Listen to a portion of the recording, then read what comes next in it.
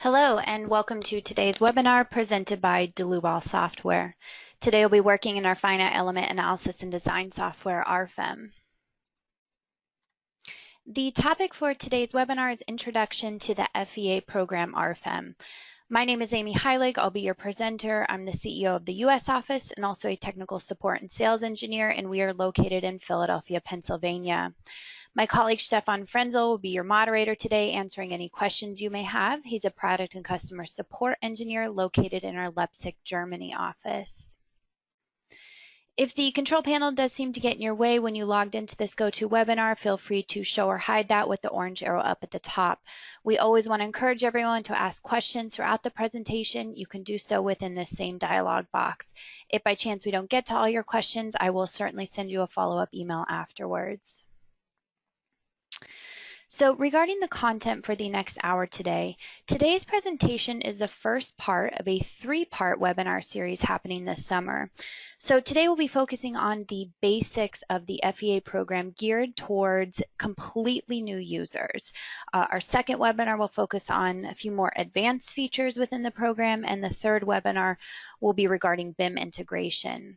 So I will explain RFEM, which is our main finite element analysis program, and the add-on module concept used for design. Then we'll move into our example where I'll give an introduction to the modeling, the loading, setting up our load combinations, and finally we'll run a full analysis and take a look at those results. Then I'll give you an introduction into a couple of the add-on modules, including RF-STEEL AISC and RF concrete members. We'll take a look at how the program will design our structure and what these results look like. And finally, we'll touch on our printout report options within the program. So RFEM is the main finite element analysis program. What this allows us to do is to fully model our structure. So within the program, we would see all the cross sections, the materials from the various standards, including the AISC, the CSA standard, as well as many other international standards. And we can model members, surfaces, and solids. We also have included BIM integration, so you could integrate with AutoCAD, Tekla, Revit, STP files, step files, IFC, and many other file extension types. And we will set up the loading and set up the loading combinations within the main program according to the various standards as well. And we can run a full analysis. Now, with the analysis, we would get information such as deflections, support reactions, internal forces, and we can take this information into our own design tools such as spreadsheets. Maybe we have some in-house programs to do the design for us. Now, on the other hand, if we want to do design within RFEM, we would utilize what's called our add-on modules. So you can see that I have listed a handful of add-on modules here, which actually doesn't complete the full list that we have. But overall, we have steel, concrete, wood, we have aluminum design. Some of those more niche markets that we have would be cross-laminated timber design. We can do glass design for single layer laminated and insulated glass. We have fabric form finding, so for tensile fabric structures and cable elements, because we are a nonlinear analysis program, we have these capabilities as well. Now, the nice thing about these add-on modules is you don't necessarily have to purchase all of them. You would purely purchase the modules that you use for your particular projects in your design based on the materials or maybe the standards of the country you're located in. So that keeps the software affordable and really catered to your individual design needs. So with that, we can move into our example today. When we launch RFEM for the first time, we're presented with this dialog box. We do need to give it a name, so we'll just call this one Intro. The type of model can be a three-dimensional model by default, but you also can set it to 2 dimensions if you'd like. The orientation of the global z-axis is by default set to upward. When we expand these detail settings here, I would suggest to set the local axes of the surfaces and the members to downward. This is important for concrete design. We can generate load combinations automatically. So you can see here within this drop-down box, you'll find the ASCE 7 2016, the NBC 2015, as well as many other international standards. So when we have this option checked, the program will automatically generate all of those load combinations. We can uncheck this to manually create the load combinations instead. If you are looking to access some of the older standards, you can push this button on the right-hand side, and now within this drop-down, we'll find all of the older ASCE 7 load combinations, for example. So moving forward with the 2016, we click OK, and we're immediately brought into our main program RFEM. So we have our graphical interface within the main window here. So as we begin to generate this model, of course, we'll be doing so within this main window. We do have the tables to work with down at the bottom. Now, what's beneficial about here is if you prefer to not draw in members and nodes, you can do so within the table. You also can import in directly from Microsoft Excel. So perhaps you have all of the nodes specified in a spreadsheet type format in Excel. You can, at the click of a button, import those into RFEM, and everything will be automatically generated in our graphical window. Up at the top, we have our quick tools. Keep in mind that these are completely customizable as well. So over 1,800 different buttons within the program that we can really cater to whatever setup that you would like, and you can rearrange them however. Over on the left, we have what's called our project navigator, and I like to think that this is a little bit more unique to our program RFEM. As we begin to generate this model here, all of our input data is going to be available in these various trees. What this allows us to do is to quickly make changes to entire cross sections. Maybe we want to change an entire material without having to do it individually within the graphical interface here. If we scroll a little bit further, this is our long list of add-on modules. So you can see why we have the concept only pay for what you use, because essentially you'll probably end up using relatively few of these for your specific design projects. Under the Display tab, this is going to control everything that we're viewing graphically here. We can turn on and off elements. A little bit later, we'll get into this results tree here so that we can change around exactly how we're viewing our results graphically. On the Views tab, it's empty right now, but we can create some user-defined views to quickly access them. And as we begin to generate the model, the program will come up with quite a few default view types as well. So to begin today, I want to right-click down at the bottom of the screen under Grid. I want to edit the grid, and right now the default spacing is set to 1 foot, which that's entirely okay. You can increase that or decrease that. I do want to increase the number of grid points on either side of the origin and set this at 100 because our structure is fairly big today. The object snap is exactly what it sounds like in comparison to AutoCAD. You can set midpoints, quarter points, parallel, partition points. Those are all available within this object snap tab. The guidelines would be project grid lines. That might be beneficial for column lines, for example, for a larger building structure. Background layers, we can import in DXF layers. This includes multiple layers at different elevations as possible as well. And finally, line grids. This might be beneficial to create a new line grid. It's a 3-dimensional option here. So instead of a 2D drawing grid, which we see in the background here, you actually have the option to create a spherical, cylindrical, inclined, or Cartesian 3D drawing grid.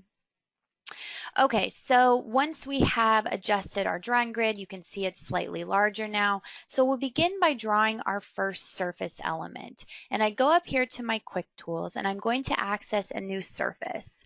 Now you'll notice that we have many different shapes here, so you don't necessarily have to draw a simple rectangular surface, but we have circles, semicircles, you can draw your own with a polygon. So really no limitations here. We do start off today with a typical rectangular surface. Now the material by default when you first install the program is 4,000 psi concrete. You always can access the material library here to set a different material. So you'll notice we have our filters over on the left where we can filter to concrete, to wood, to metal, and then Right here under the standard group, we can select the ACI. For example, we have the CSA standard if we would like to choose a different material under one of these different filter settings. One thing to take advantage of is what's called a favorites group. So you can create a new favorites group here, which will allow you to turn on and off all of these different materials. So that way you're not having to reset these filters every time or to scroll through long lists, but rather just activate the favorites group and then utilize that from there on. So today we will just be using 4,000 PSI concrete. I set the thickness of my surface to 12 inches.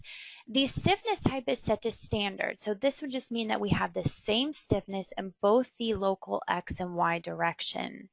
Under this drop down, something else to point out that we do have orthotropic stiffness. So you can see a few of these different types here.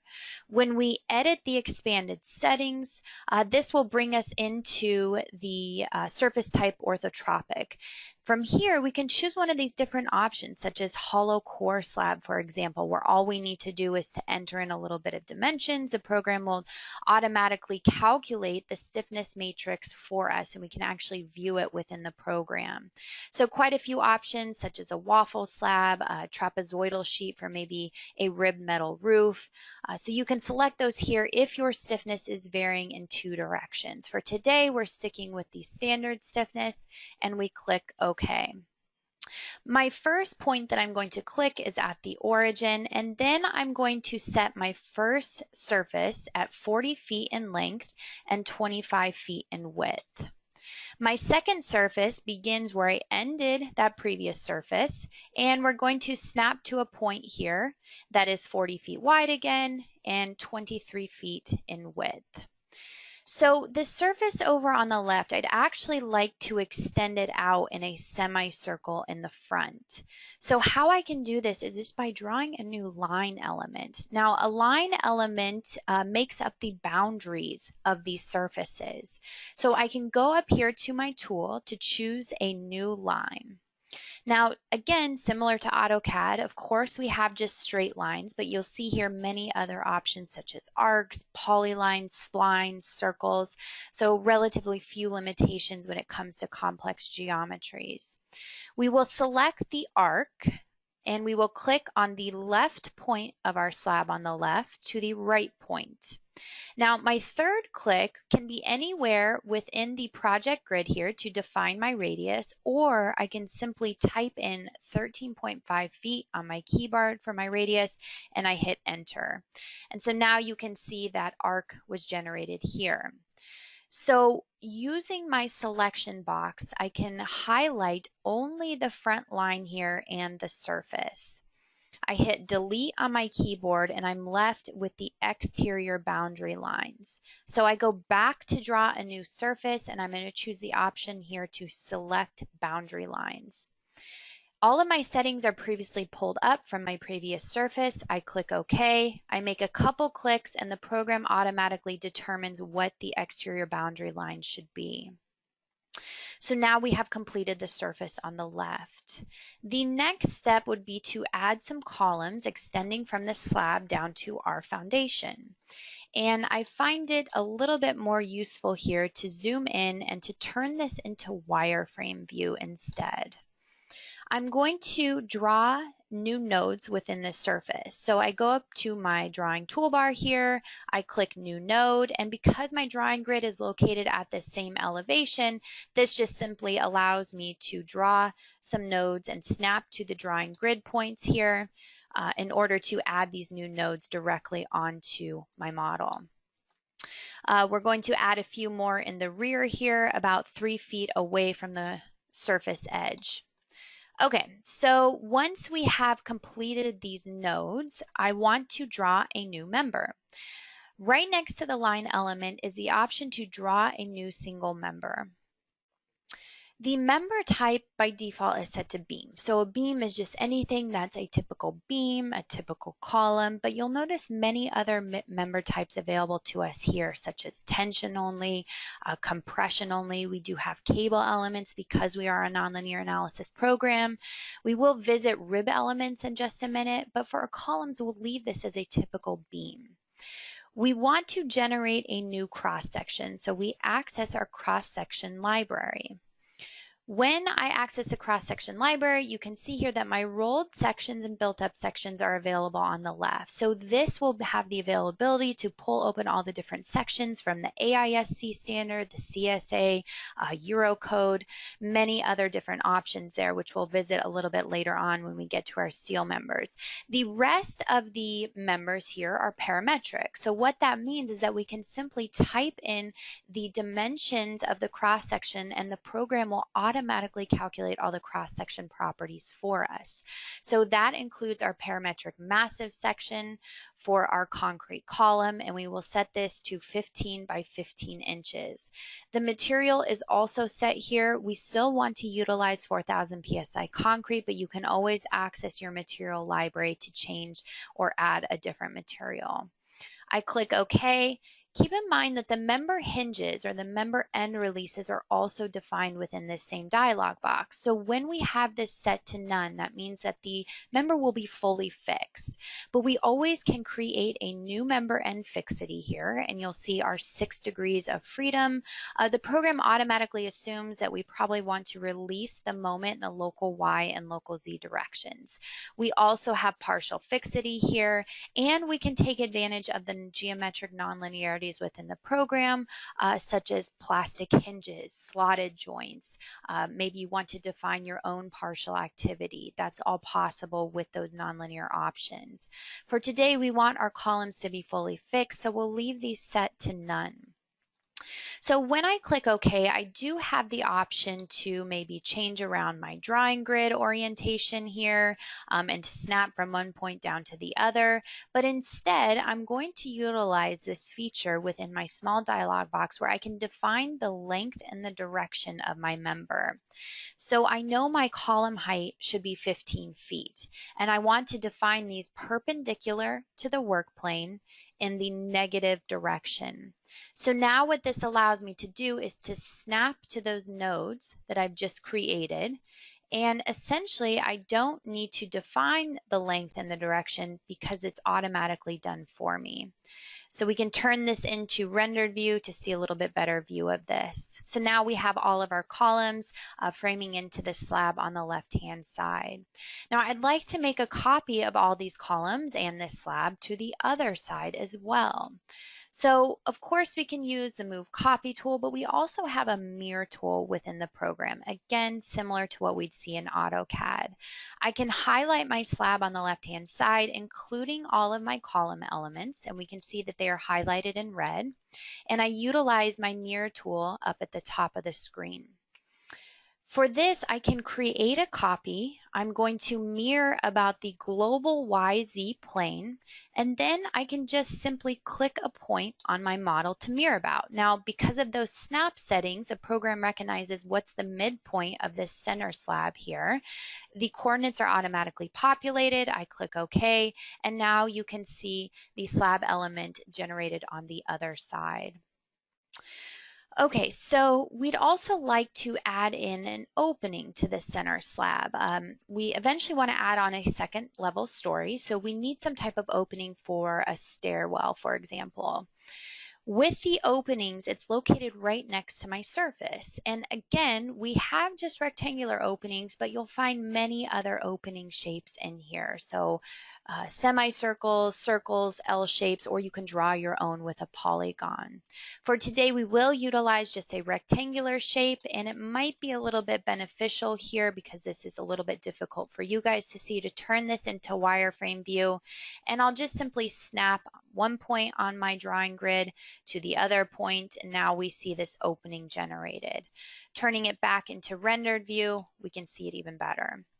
So this is a pretty long span for our center slab here. What I'd like to do next is to draw what's called rib elements. These rib elements will be dropped below this slab, spanning from my columns on my left to my columns on my right. Now, rib elements are drawn slightly different. We need to first define the line and then assign a rib cross-section to it. So underneath every member is a line element, and we can see that when we right-click, we have the option to either edit the line or edit the member. So I can go back to drawing a new line, similar to what we saw before. This will just be a straight line, and I choose from the left column, and I snap to my right column. I right-click once, and I do the same exact procedure for my second set of columns here, and then I can right-click twice to exit that dialog box. So now you can see just simple line elements. They're not adding any stiffness to my structure. It's purely just a drawing element. I do want to utilize this feature up here called Connect Lines or Members.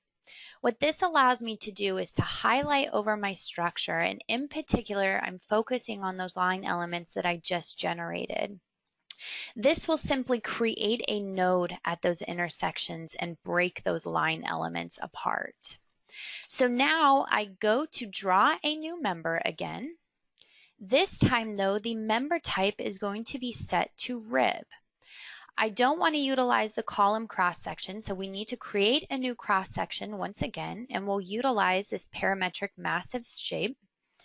And the dimensions here will be 10 inches by 20 inches, still 4,000 PSI concrete. Under the rib settings, we do need to specify here that we would like to drop the rib below the surface. Well, the program can automatically do this. You'll notice this little picture updates when we choose on the positive Z side of the surface. So the program will automatically place those little rigid links at every FE mesh point to drop that beam below the thickness of our surface. The program can also auto-detect the effective width and which surface that should belong to. Now we do need to specify the effective width distance. That can be set to L/6, L/8, or we can manually enter it in as 3 feet, for example, on either side. So when I click OK, I just need to simply click on these line elements that I just generated. So we do so at the front of the structure, and we do so at the rear of the structure. And now you can see those rib elements dropped below the thickness of that surface to support that slab spanning from column to column. Okay, so we are now complete with our first level here, and we would like to create a second level.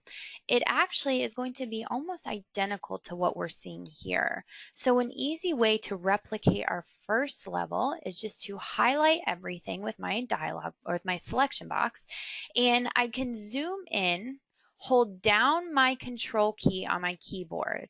I grab my bottom left node here, and I can utilize what's called our drag and drop feature. So the drag and drop feature is very useful for quickly making a copy, or you can move something with the drag and drop by not holding down the control key.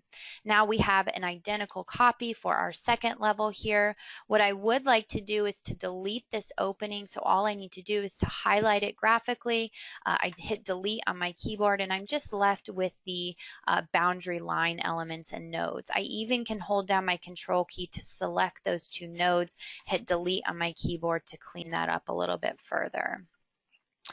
So the next thing we'd like to do is to create a couple of steel trusses spanning in my second level opening here, maybe to support our roof deck.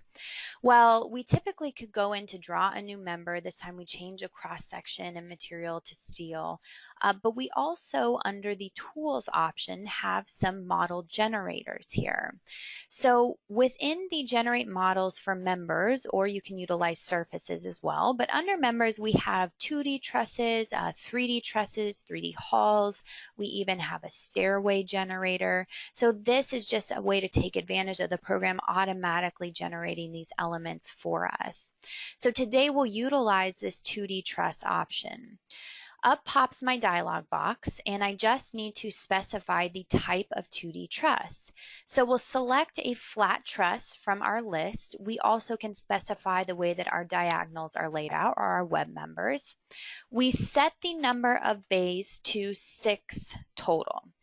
The total length, if by chance I don't know what this span is right off chance, no problem. What we can utilize is this arrow over on the right and to choose the measure function.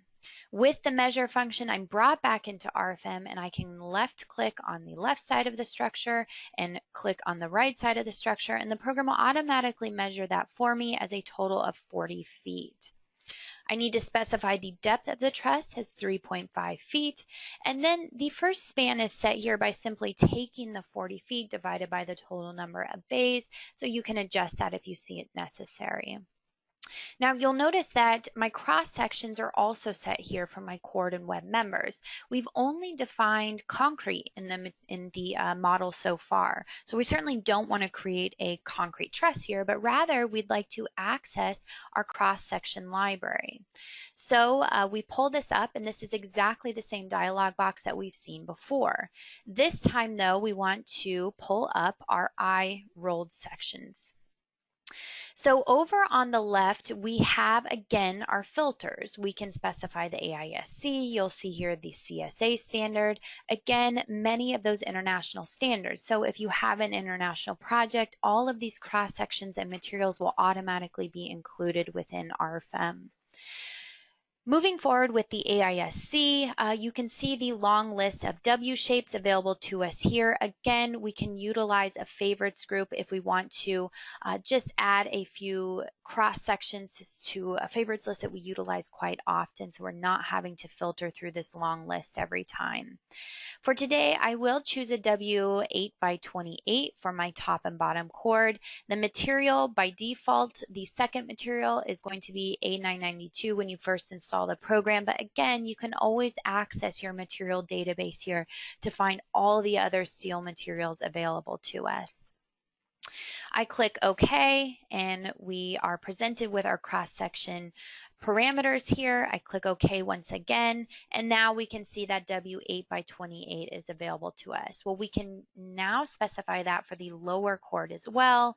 As far as the diagonals, same concept. I just simply want to go back to my cross-section library, my rolled sections, and this time I want to choose a smaller section, a W4 by 13. I click OK. So we want to set this as the cross section for both web members here. Now you'll see all W sections specified for our cord and web elements. Now the member type, you can see that again for the upper and lower cord, we have this set to beam. But for the web members, we have it set to truss. Truss is going to automatically apply a moment end release on either end of the element. So it's just a simple application rather than having to manually go in and apply that moment release. We also have a truss option where only axial forces are transferred, so releasing both shear and moment. So once we have defined our cross sections, we want to choose the left node graphically, which is populated as node number 42, and the right node to where we would like to place the truss, and then you can see that steel truss is automatically placed within our structure. A helpful feature under the display tab, we can scroll all the way down to the bottom and we can change the colors and graphics according to the member type. What this allows me to see here is which members are defined as beam elements. We can see our rib members denoted by the pink color here, as well as our web elements denoted by the truss. So these two exterior web members, I'd actually like to hold down my control key and select both of them. I can double click to edit, and I'd like to change the member type here to beam instead. So I don't want to apply that moment end release, rather we'll make those fully fixed. So now I have my truss generated entirely. I can use my selection box to select this truss, take advantage of my move copy tool, and I'll make one copy in the global Y direction of 8.5 feet. I click OK, and now we have a second truss generated. So this almost completes our modeling. The final couple things to take care of would be number one, the support conditions. We have nodal supports up here in our toolbar. We have line supports, which may be applied to the bottom of walls, for example. We have surface support. So this might be beneficial for a surface slab on grade where we can define the soil properties and then the program will apply spring stiffnesses for us. For today, we want to utilize the new nodal support. We do have a few default options in here, including a hinge type application, as well as a rigid support. We can always create our own as well. Now, this dialog box should look fairly familiar because we saw almost the same layout for our member end releases. We have 6 degrees of freedom where we can fully release or fully fix these, partial fixity here. And then again, those geometric nonlinearities within the program allow us to set friction supports, partial activity, yielding, tearing are all possible within these nonlinear options. For today, taking advantage of the fully rigid support, I can click OK. And I orient my model here to drag my selection box across the bottom of the model to apply the fixed nodal supports there. Okay, so the final thing to do before loading is under Calculate FE Mesh Settings. The default FE mesh length is set to 1 foot. Now, if we're working with a much smaller scale model, maybe a finite element of a connection, then we obviously need to change this to something much smaller. For today, 1 foot is adequate. We also can choose this option here to regenerate the FE mesh.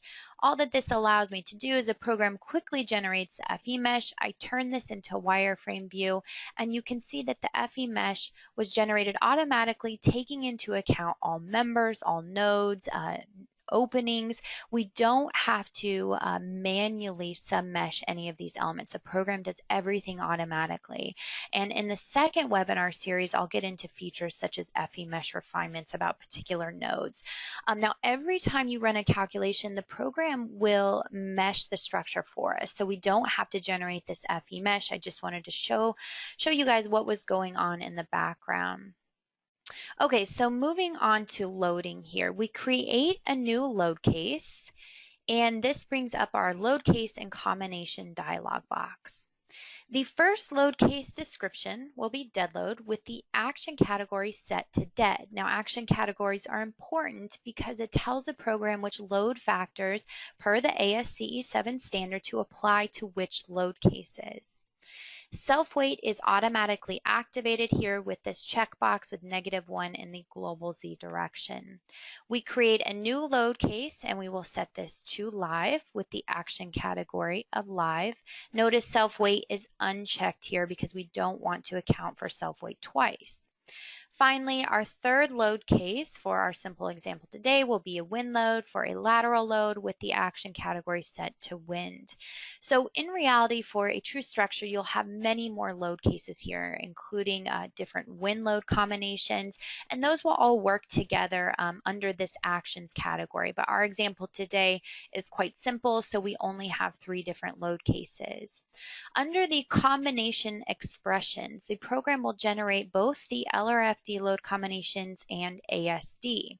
If we're just curious to see what these look like directly from the standard, we can click this little info button to see them listed out directly here. The Load Combinations tab will actually show us the true LRFD load combinations and ASD load combinations relevant for our model based on the load cases that we've defined. So we're not having to sift through multiple load combinations for load cases that aren't relevant. Finally, the result combination here is going to be an envelope solution. So the program automatically creates 2 result combinations. The first would be our LRFD load combinations, and the second would be our ASD load combinations. The program will take into consideration all of these load combinations and present us with the max and min forces, deflection, support reaction. So as I said, it's an envelope solution for all of these load combinations considered. So now that we have set up our load cases and combinations, they're available to us within our drop-down box here. But we need to actually apply the loads to the structure. So we have dead load selected here. And I'm going to utilize a new surface load up in my toolbar. I click this option and my dialog box allows me to specify the load direction, so we'll set this as the global Z. The magnitude here is going to be set at negative 0.03 kips per square foot.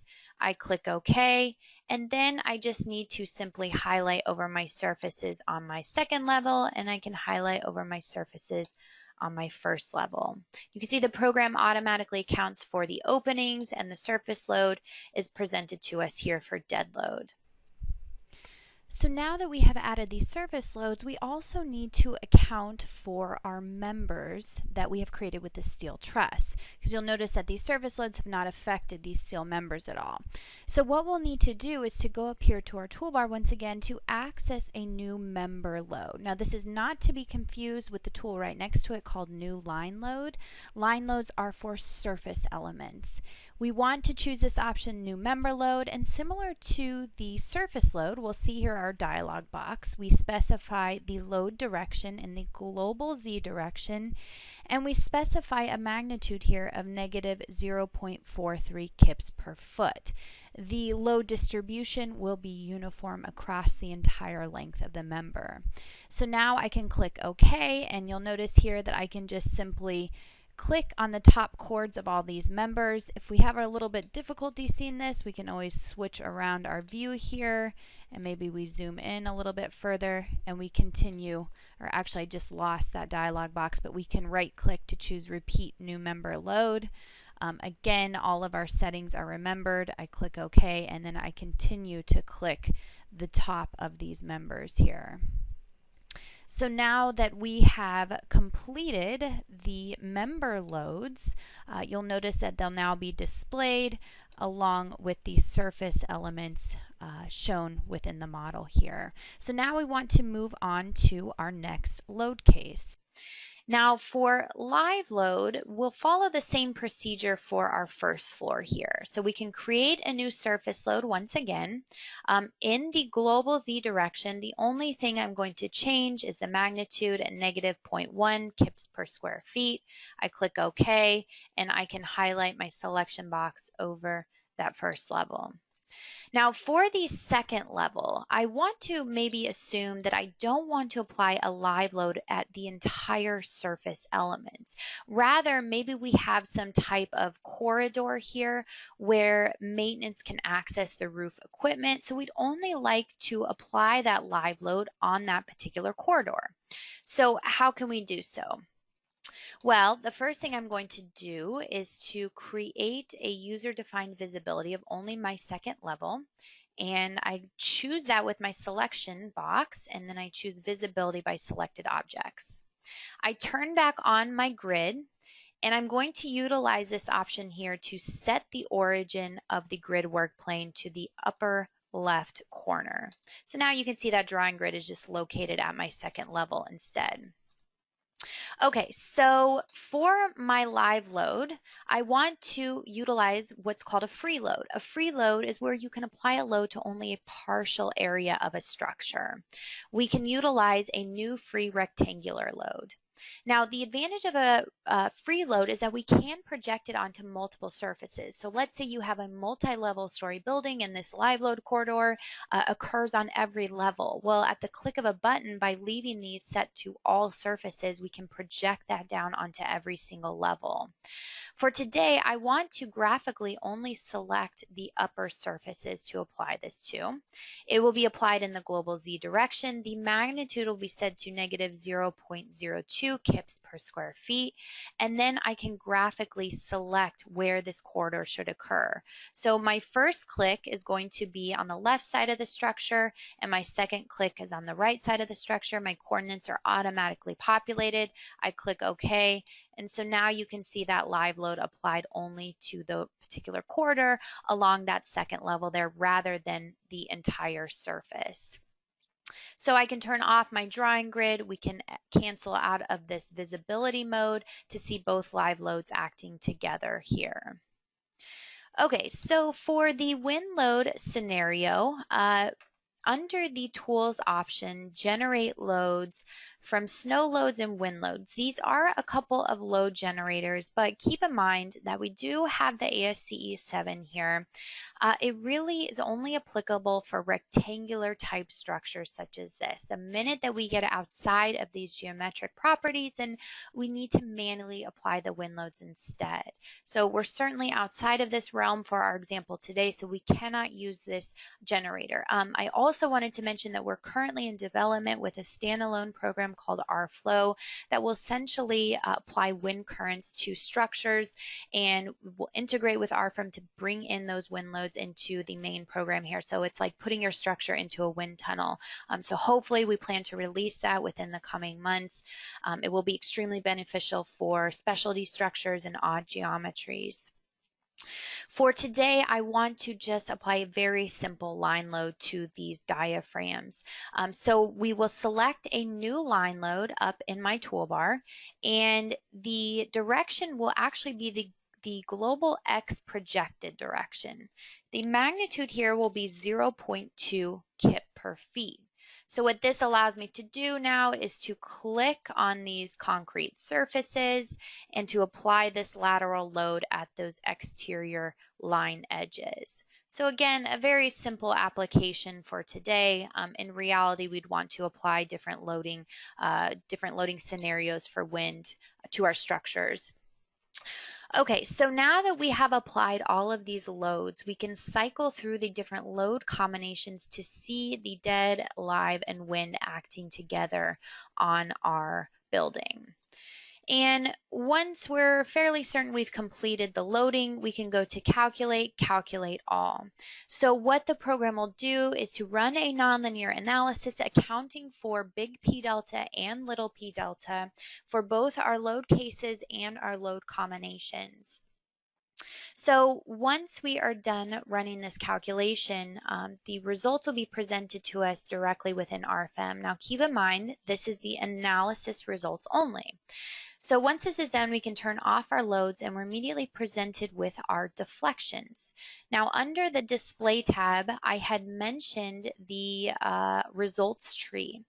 Under deformations, right now you'll notice that our members are denoted by just a single line element. Well, we can change this to colored cross sections instead. We can even smooth the color transition here to make it look a little bit nicer, and we can cycle through these different load combinations to see exactly how our structure is reacting. Under our panel here, we can decrease the deformation factor, but this just gives us a sense on if we accurately applied these loads to our structure and if we're seeing exactly what we would expect under the applied loads. So back to our results tree here, the deflections are nice, but we are also interested in our member internal forces. So I can activate this tree, and maybe I zoom in here to display my rib members and a few of my columns. I can activate the axial forces, for example, which would be important for our column design. We can take a look at shear forces, which would be more important for our rib design. We can look at bending moments for the strong axis as well as the weak axis. For any one of these members, we can always right-click to view the results diagram. So what this gives me is information on the internal forces and deflections that I can activate or deactivate along the member length in a bit more detail. We can even scroll through to the different load combinations and load cases. We can add this to our printout report. We can export directly to Microsoft Excel. So this might be important information if we wanted to do design outside of RFEM. In a similar manner, we have our results for our surfaces here.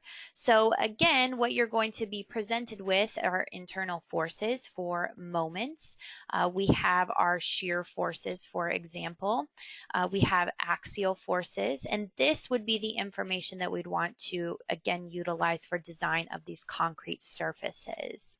We also have support reactions, of course, for all of the different load combinations. Now, all of this information is available to us in table format as well. So you'll see here under the node support forces, well, this would be our nodal support forces that we're viewing within the background here. Notice everything is synced up with RFEM in the background, so you'll know exactly which support reaction you're looking at. Same thing with member internal forces. I can click on anywhere within this table, and the program will automatically show me where that controlling internal force is within RFEM. So again, you can export this to Microsoft Excel for design with your own tools. So that is a clear distinction of what RFEM alone is for the analysis portion. But now I want to show you a design within the add-on modules. So what we'll start off with is design here of one of our steel trusses. So I'm going to orient this model and to highlight my steel truss here with my selection box. And I'm going to create a visibility by the selected view.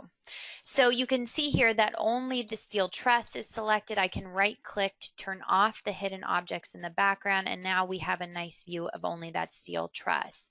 I would like to design these web members and the top cord. Now notice the top cord is broken into smaller segments here, but that's not a problem.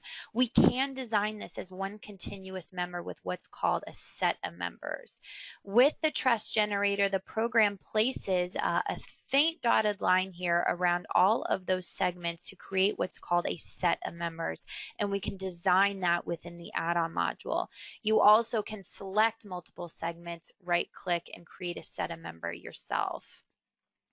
So I'm going to launch the add-on module RF-STEEL AISC. Now all of these add-on modules are also available in the drop-down box here, maybe categorized a little bit better if in case you can't find anything in particular.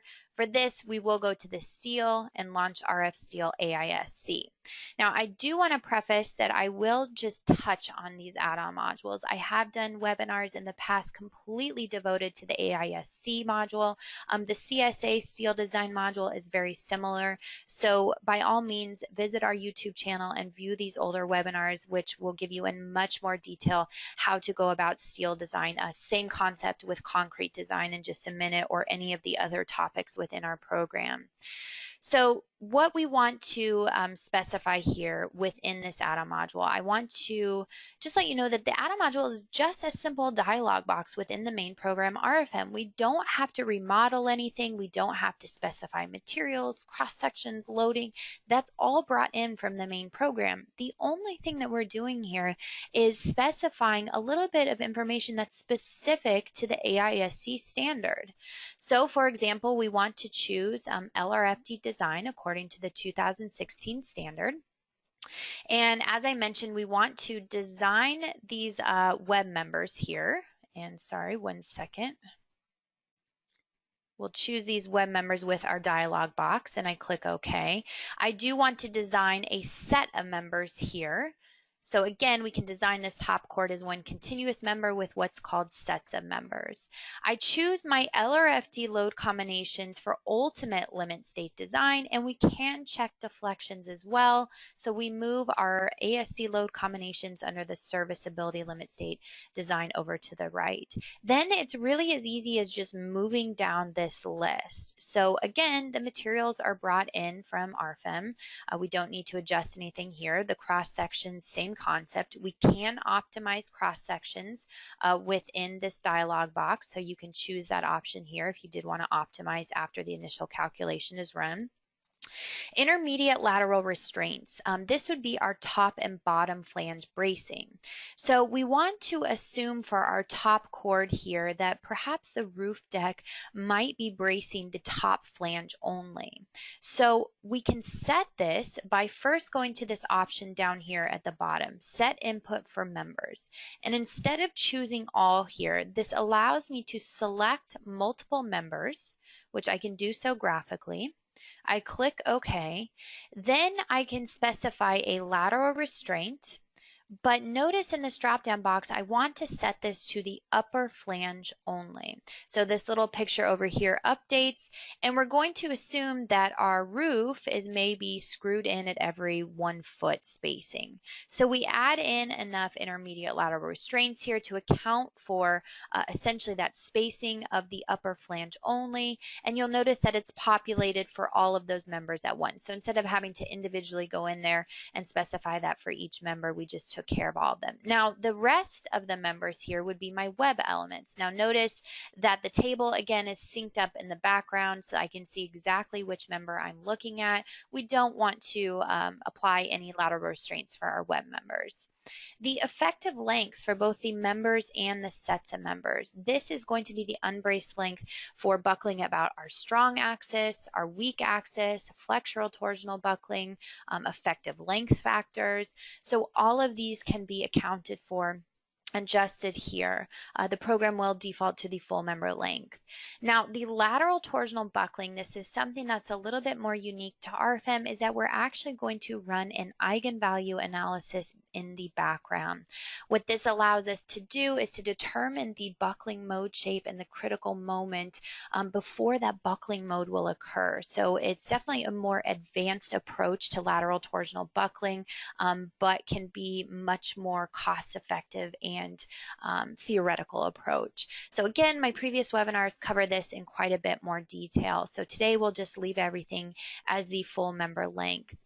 The serviceability data, this is where we can check deflection. So if I'd like to include my web members here for deflection checks, I can graphically select them once again.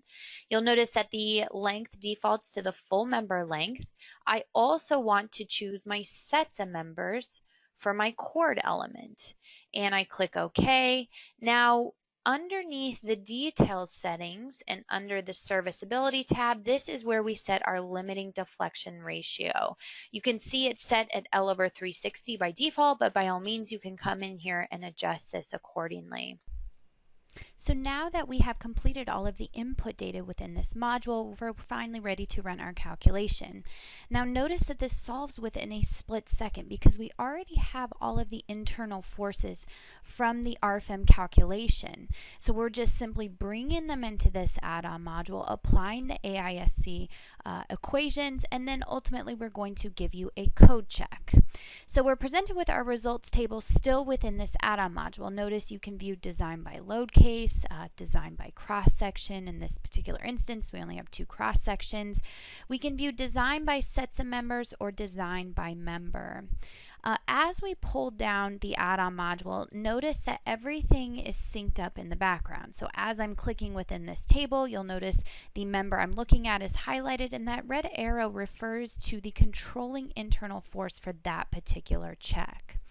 Now, even more so, I also want to point out that we're going to give you a complete check within the AISC, meaning you'll notice that we have every chapter listed here. So not just the controlling chapter for the design ratio, but you'll see here for this member, for example, chapter F for yielding, local buckling, lateral torsional buckling, we have shear checks, we have serviceability. So there's never any question about, well, I think that one code check should be controlling in this particular chapter, but the program's telling me that something else is controlling, when everything is listed here available for your review. Even more so, you'll notice that we can expand these trees. We can see how the member was classified, whether it's compact, non-compact, slender, non-slender.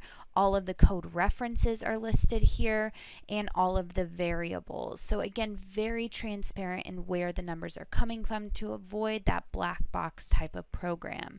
Now, by all means, you don't have to print off all this information. If you're even interested in just seeing the controlling design ratio for each member, you can filter here by selecting the max and then hitting the filter option. Now for each member, you're only going to see for both ultimate and serviceability limit states the controlling design ratio. So all of this information is available to us to export to Microsoft Excel for further sorting purposes. The one thing that I did want to point out, remember that I mentioned the eigenvalue analysis for lateral torsional buckling. Well, if we take a look at the stability analysis here for our results within this particular member shown in the background, this is for our top chord set of members that we designed. We have this option for the stability check to view the mode shape. So I can zoom in here, perhaps I can decrease this factor just a little bit. This is the buckling mode shape for lateral torsional buckling that the program has calculated. So ultimately, with this mode shape, we're going to come up with the elastic critical moment for lateral torsional buckling listed here. So a little bit more of a theoretical approach rather than just using the general formulas from the AISC to come up with this value. Now ultimately, you're going to have quite a bit more control over intermediate lateral restraints, and this will be accounted for with this theoretical approach. So maybe we get a slightly higher capacity here than what we normally see with just those typical analytical equations. Now, all of this information is available to us graphically back in RFEM as well. So if I hit the graphics button here, I'm brought back into RFEM. Now notice I'm still technically within this add-on module here, RF-STEEL AISC. I'm just viewing my design results, my design ratio back in the main program. So perhaps under this panel, we decrease our member diagram. So you'll see where the controlling ratios are for ultimate limit state, as well as we can turn on for serviceability limit state, which you can see here is quite low. Under the display options, as we saw before, we have our results tree here. Well, under the members tree, we can actually change this to without a diagram. So maybe we want to see just colored lines here, or we can change it to colored cross sections and use this in conjunction with our color panel over here on the right. Again, you can add all of these pictures to your printout report for your design per the AISC. Okay, so let me cancel out of this visibility mode. I'm going to turn off my results here, and we will go back to the normal view of our entire structure. So the final module that I want to show you is the concrete module, and we can see that within RF concrete members. So we can launch RF concrete members here within our project navigator, and you'll notice that this dialog box looks almost identical to RF-STEEL AISC. So once you get a handle on one module, all the modules have the same look and feel to them, of course, with just some variability depending on the material or the specific design code. We select the ACI 318. You can see here the CSA A23.3 is also available. We choose our strength limit states. Our strength limit state tab, we want to choose our LRFD load combinations and move them over to the right-hand side. The serviceability, we can choose our ASD load combinations and we'll move those over to the right-hand side. So under the materials, again, this information is just all brought in from RFEM. We have our cross sections, again, brought in from the main program. Our rib elements are also brought in here, so we can design the reinforcement for the effective widths here of our concrete members as well. We won't be doing that today, but just keep that in mind. Under the reinforcement table, so this is what allows me to define the different rebar requirements for my design. For example, for this particular member, I want the program to optimize here on which bars, either number 5s or number 6s, it should implement in order to meet the design requirements. The ties and stirrups here, we want the program to choose number 4s. Now, I want to also mention that we're not going to design all of these members here, which you can see by default is set here. So we can clear out these selection boxes, and instead I'm going to graphically choose only my first 2 column members here. So now the program will utilize these longitudinal and shear reinforcement stipulations in order to design our column members. The reinforcement layout is important too, because for our columns, we want to change this to uniformly surrounding for biaxial bending. The program will design the internal forces and relate this to the reinforcement design for axial loads, shear loads, moment, and torsion. The next couple tabs are really just specific to the AISC. So some default settings are within here. It'll adjust reinforcement spacings, maybe minimum reinforcement requirements according to the ACI standard. And finally, we have our serviceability tab. So we can design according to crack width. We'll let you know if you are exceeding the crack width based on the value set here within this drop-down box, which is set by the ACI committee. Maybe we want the limiting crack width to be 0.12 inches. We also can take into consideration spacing considerations of the ACI reference in order to limit crack width based on our shear spacing. So the program can also account for that. We can activate the deflection here. So you'll notice I now have a new deflection data table. Again, this is similar to what we saw within the AISC module. We're just going to limit this to the deflection ratio of L/240 for our concrete members. So in a similar manner, we click calculate. Again, those internal forces have already been solved for. It brings them into this add-on module, and the program needs to determine, based both on the ACI requirements as well as just our required forces on the member, what the reinforcement should be designed for. So the required reinforcement is given here by member. And more importantly, though, we'd probably like to see what the program has provided for the reinforcement. So with this, we can see that member number 2, which is our upper column here, is going to be specified with number 5 bars oriented around the face. Well, when we take a look at the lower column here, we're going to have significantly less reinforcement, of course, because our loads are relatively lower. So that's what the program's doing. It's essentially taking the required reinforcement, and then it will produce the provided reinforcement based on the reinforcement data that you have selected back on the previous tab. We will check serviceability as well. Again, that's including that crack width. It's also including deflections, and we'll give you a ratio check here. We can view this information graphically back in RFEM just like what we saw with our steel members. So maybe I create a user-defined visibility with only my 2 columns here, and I can zoom in. I'm right now currently looking at the required reinforcement. So this is based on the applied loads. Now, if I overlay on this the provided reinforcement, this is what the program has determined that it can implement into these columns in order to meet the required reinforcement. So inevitably, the provided is greater than required, which is what we should see graphically here. You also have the option to turn off these graphs and to turn on the reinforcement rendering. So this might be nice if we cancel back out of our visibility mode here, just to see how this ties into the rest of the structure.